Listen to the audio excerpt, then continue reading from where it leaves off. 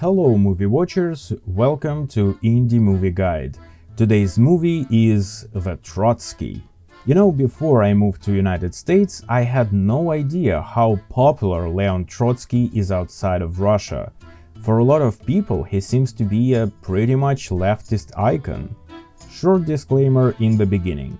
Trotsky might not had as much blood on his hands as, for example, Stalin, but he is responsible for Red Terror of the Civil War in Russia and other atrocious Bolshevik politics on the same level as Lenin or Dzerzhinsky. So there is more to him than a dreamy revolutionary who had an affair with Frida Kahlo and got killed by Stalin's orders with an ice pick in Mexico. But enough of history, let's talk about the movie. Personally, I like when horrific or at least highly controversial historic figures become an inspiration for comedies. That means they are not affecting modern life anymore, at least in the countries where those comedies being made. And in this case, it's Canada.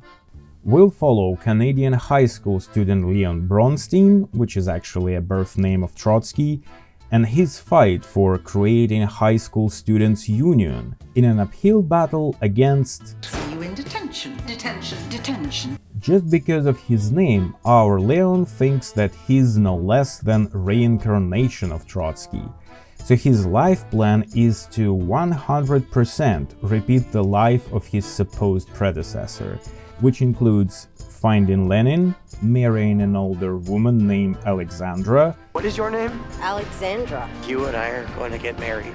And eventually being killed by an ice pick. Meanwhile, he's being sent to public school by his father as a punishment. And that's the point of the story where we're supposed to root for him because, oh boy, that's tough to be sent to Canadian public school.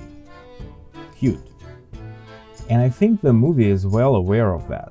So overall, I like the level of ridiculousness here. It balances between absurdity and realism and somehow makes even me, not a Trotsky's fan, sympathize with this Leon and even root for him. Because after all, that's the beauty of being young, to have idealistic ideas, wanting to change the world and be true to yourself. There is nothing wrong with that. Since it's a comedy, the main question, I guess, is it funny? And the answer is yes. I'd say it's more funny if you know at least a little bit about the history and who Trotsky was, but if you don't know much about him, I guess this movie might be a good starting point. Just don't stop there and do your own research.